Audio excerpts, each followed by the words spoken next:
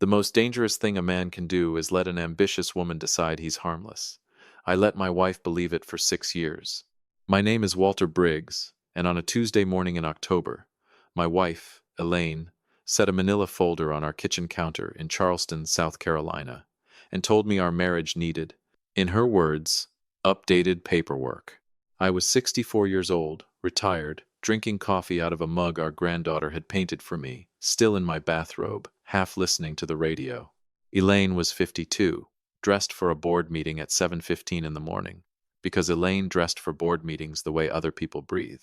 She was CEO of a regional pharmacy distribution company, Palmetto RX Solutions, and she had the kind of posture that made junior executives straighten their own spines just standing near her. "It's a postnuptial agreement," she said, sliding the folder across the granite. "My attorneys drew it up. Given the growth of the company this year, I need clarity about what's mine going forward." I looked at the folder. Her firm's letterhead, a little too clean, like it had been printed that morning and not a minute before. "We've been married 6 years, Elaine. Which is exactly why we need this now, Walter. Things have changed. I've changed. I'm not the same woman who married a retired school teacher in a courthouse ceremony because it seemed romantic at the time. There it was. Retired school teacher.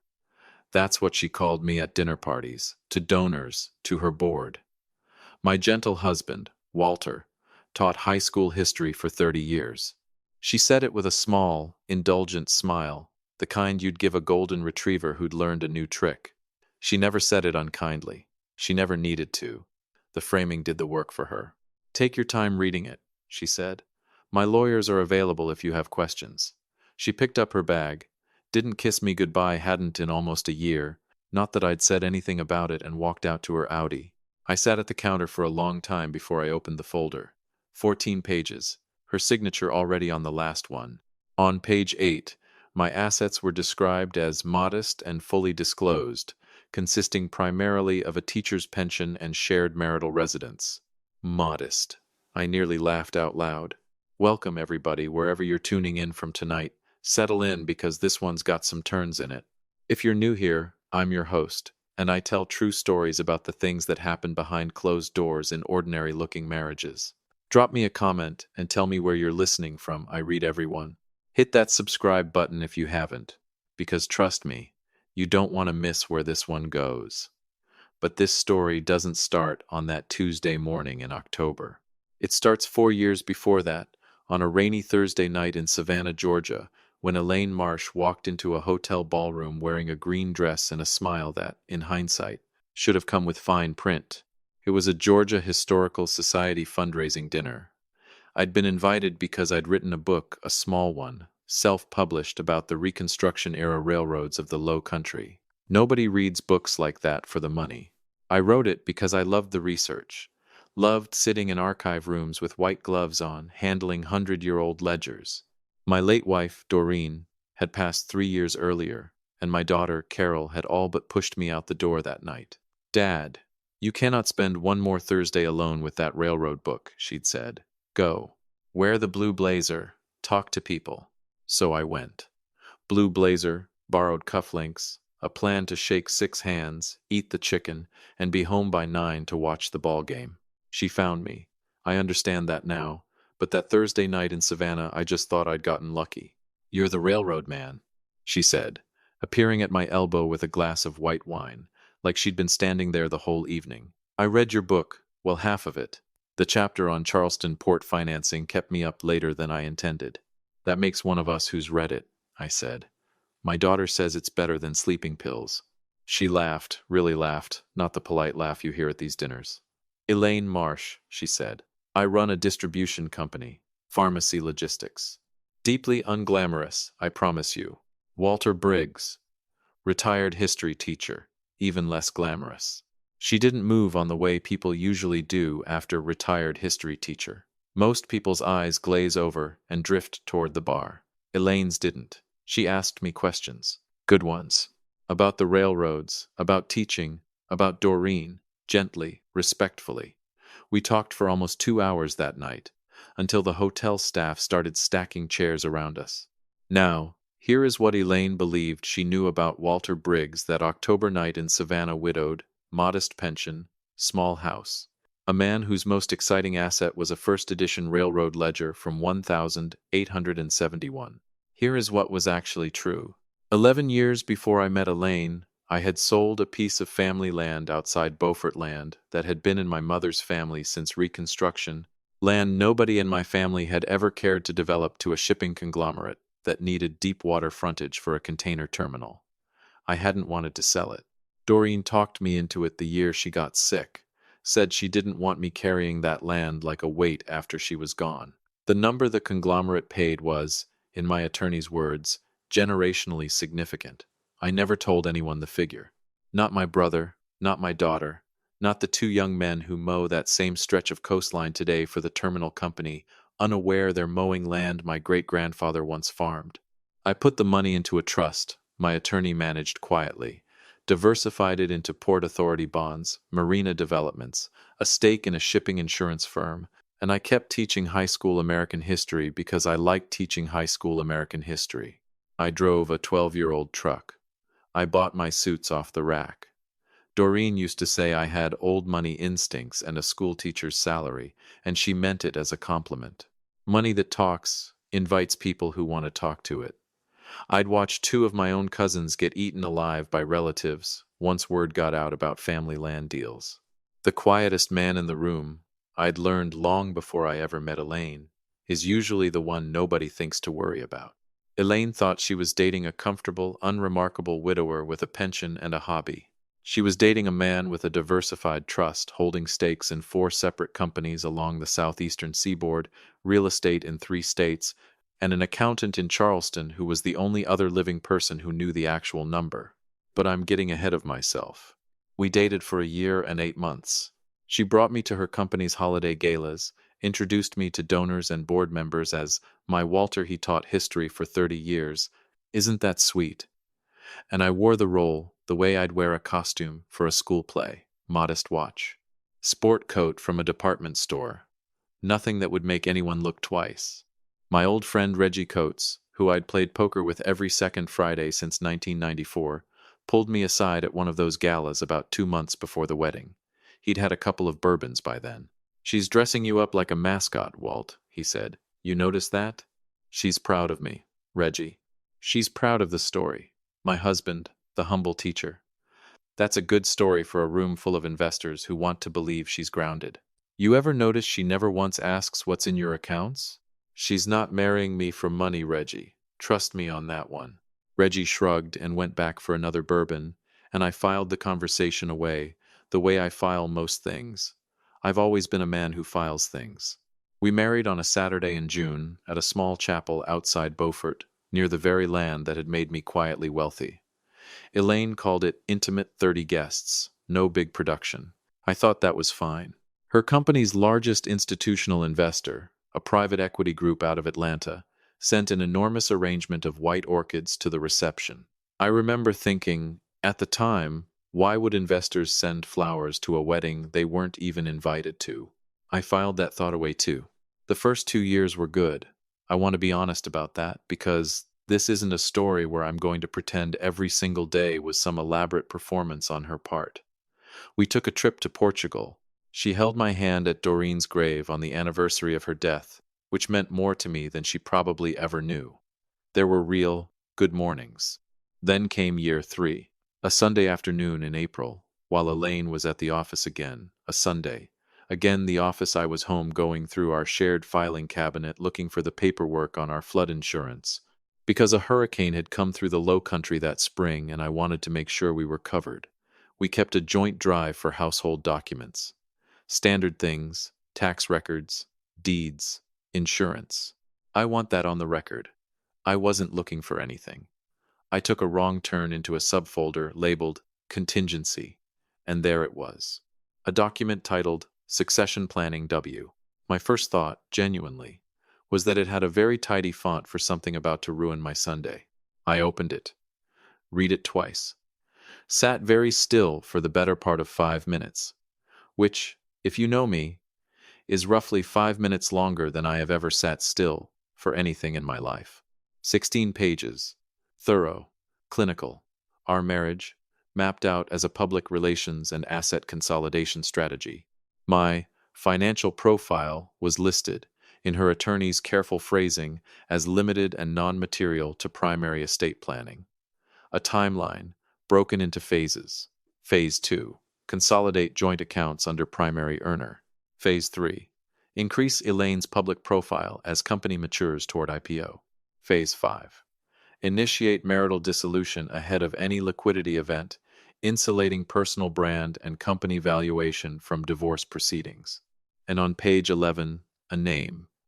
Marcus Del Rey, Chief Financial Officer of Palmetto RX. Firm handshake, expensive watch, always called me Coach because he knew I used to run the boys' track team. Coach.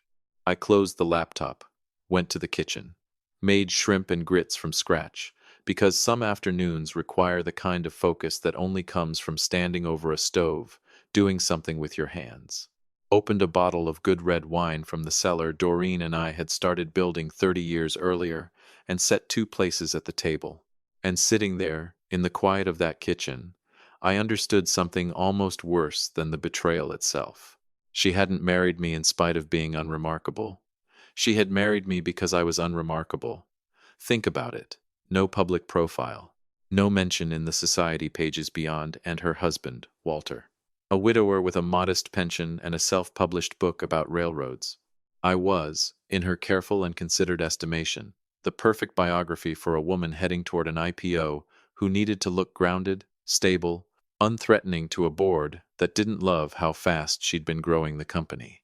A steady, older husband quiets the room. Makes an ambitious woman look like she has her whole life in order. I wasn't a partner. I was a talking point with a wedding band. And the most dangerous part of all of it, she was right about everything she thought she knew about me. I was quiet. I was modest. I was exactly what her research would have shown. She simply never thought to research what a quiet man does after 30 years of teaching other people's children that history is written by whoever survives long enough to write it. She came home at 7:40 that evening. "Something smells wonderful," she said, setting her bag by the door. "Shrimp and grits," I said. "Sit down, honey. Long day, I'd imagine." We ate. She told me about a supplier contract. I told her about a phone call from Carol, the edited version. We had wine.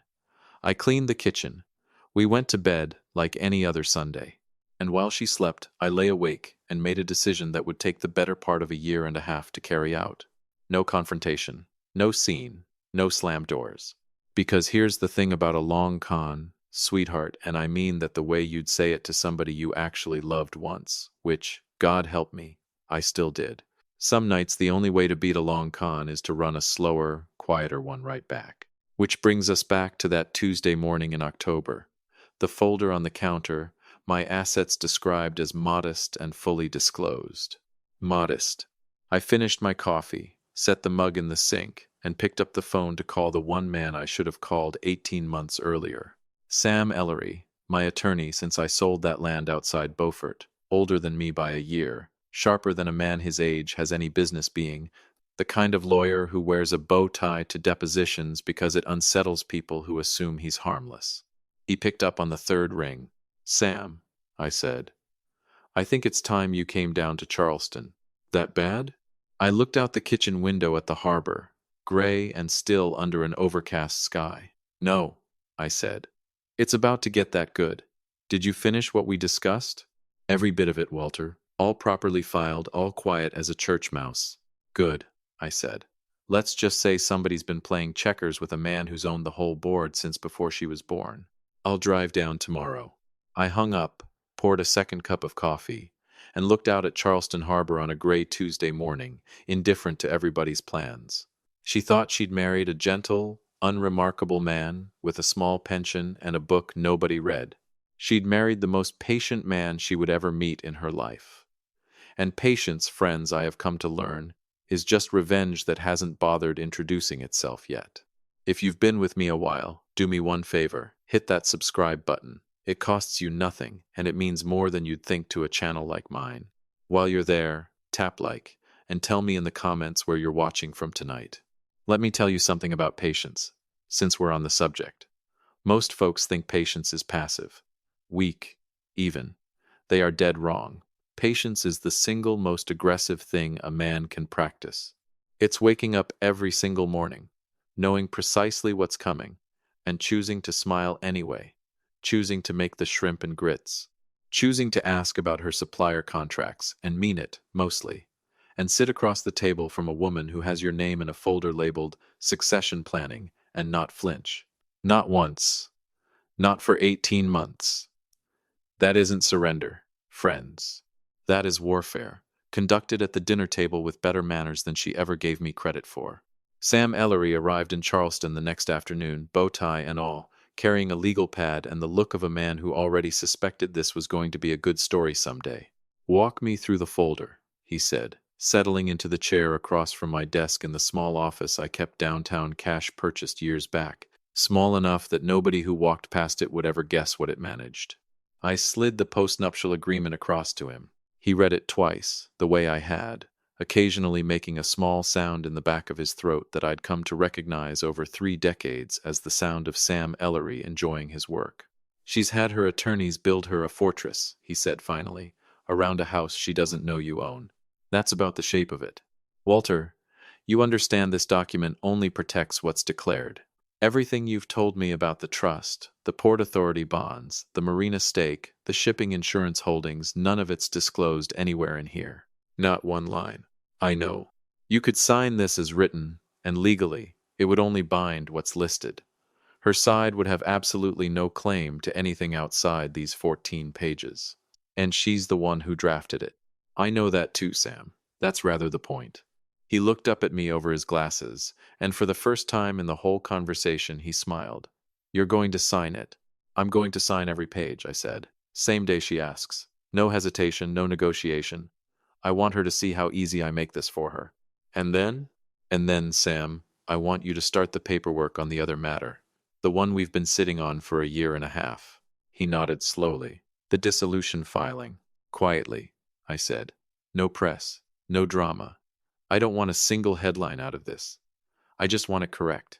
Over the following months, while Elaine believed she'd secured her future with 14 pages of careful legal language, Sam and I built something else entirely, a formal, notarized record of every asset I'd held since before I ever met her, structured and disclosed properly through a separate holding entity, filed the way it always should have been, but never announced, never celebrated, never so much as mentioned at a dinner party. We were simply making the truth official, on paper, in the right order, at the right time. I signed her postnuptial agreement on a Thursday evening in November, right there at the kitchen counter where she'd first set the folder down. She watched me sign each page with something like relief crossing her face, relief she tried, and mostly failed, to hide. "I appreciate you being reasonable about this, Walter," she said. "I've always tried to be reasonable, Elaine," I said. And I meant every word of that sentence, because reasonable men don't need to raise their voices to win. 8 months passed. Palmetto RX moved toward its IPO exactly as her succession planning document had projected. Phase 3, increase public profile. There were magazine profiles.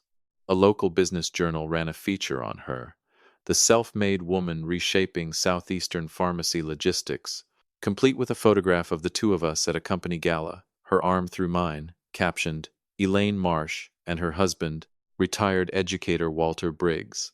I read that caption 3 times. I confess it stung less than I expected. Then, on a humid Wednesday morning in July, I asked her to sit down at that same kitchen counter. "I think we should talk about the marriage," I said. She set down her coffee, that particular guarded look crossing her face, the one she wore in board meetings when a number came in wrong. "Is something wrong, Walter?" I found the folder, Elaine. Almost 14 months ago. Succession Planning W, Phase 5. Initiate marital dissolution ahead of any liquidity event. Insulate personal brand and company valuation. The color left her face slowly, the way it does when someone is doing rapid calculations behind their eyes. "Walter, I can explain the context of that document." "You don't need to," I said. "I understood the context the day I read it. I've had a long time to sit with it." "Then why?" she said, and for the first time in 6 years I heard something crack underneath her CEO voice. Why on earth did you sign the postnup without a fight? Why did you wait? Because, I said, your postnup only protects what you told your lawyers I had: a teacher's pension, a shared house, limited and non-material. You built yourself a very sturdy fortress, Elaine, around a house I don't actually live in. Her eyes narrowed. What are you talking about? I slid a second folder across the counter, considerably thicker than hers had been. Sam filed this 11 months ago. Every asset I've held since before Savannah. A trust. Bond holdings across 3 port authorities. A stake in a marina development group. Insurance holdings you've never heard the name of. None of it touched by your agreement, because none of it was ever listed in your agreement. You wrote a fortress to protect the woman you thought you were becoming from the man you assumed I was.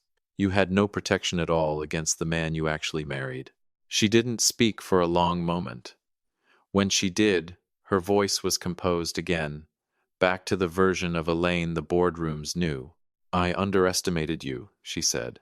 Yes, I said. You did.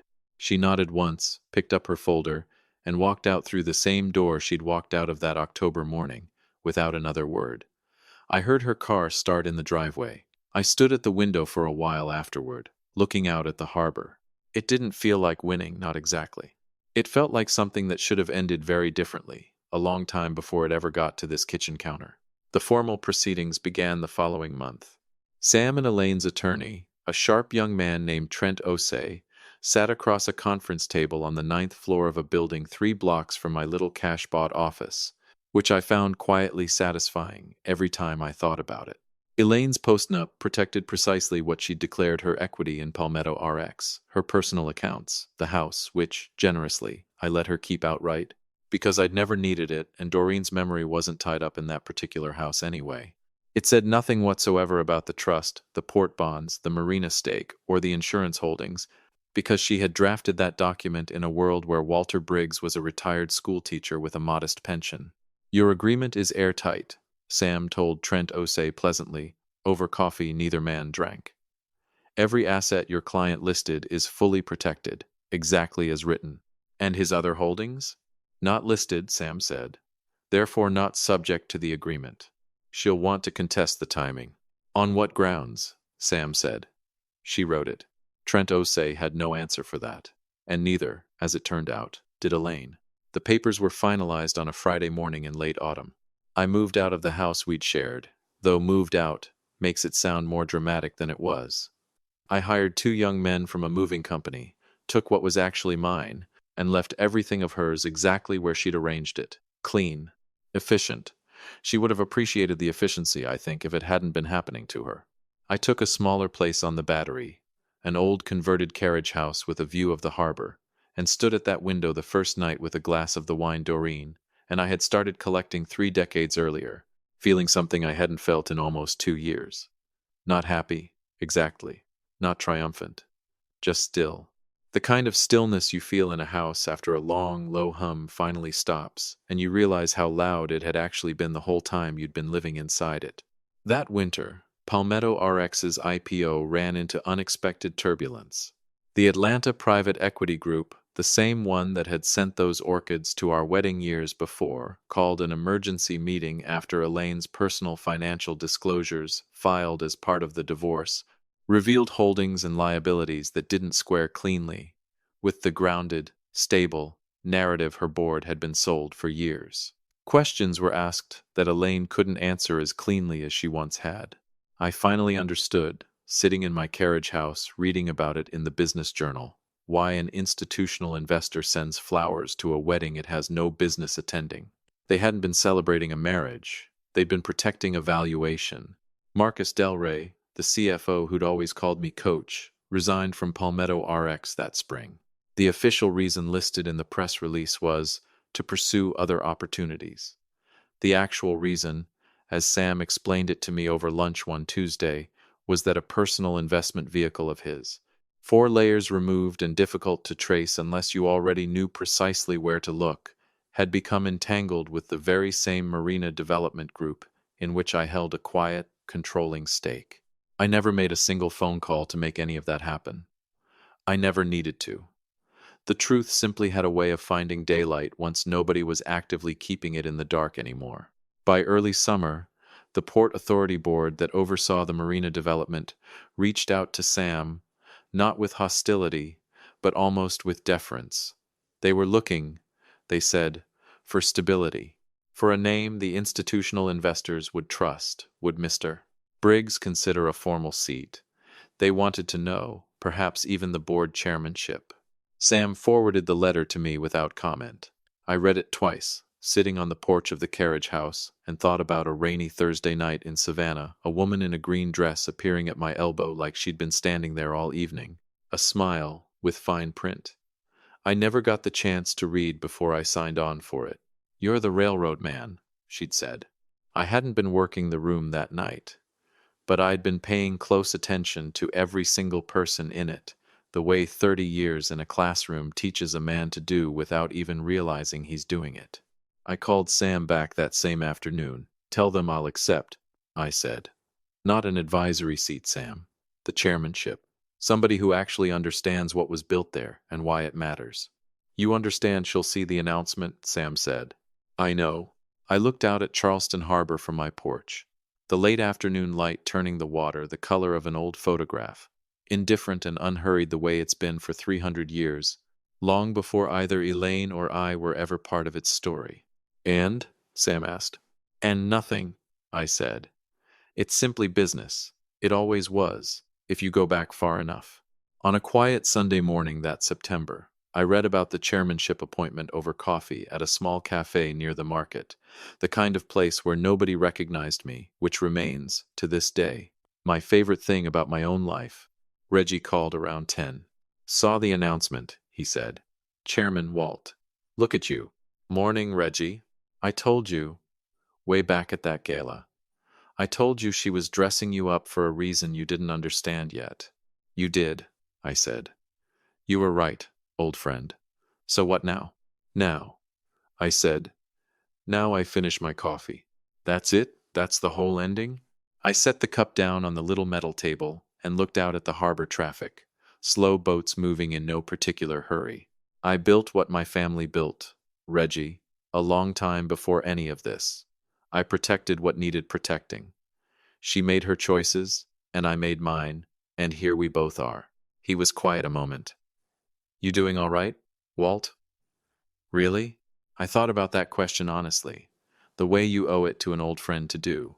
I thought about the Sunday I found that folder labeled contingency, about the shrimp and grits I'd cooked with my hands shaking just slightly, about Doreen's grave and the wine cellar we'd built together one bottle at a time over 30 patient years, about what I'd wanted from this second chapter of my life and what I'd actually ended up with instead, and how, sometimes, those two things, even when they look nothing alike sitting side by side, still manage to add up to a life a man can live inside without regret.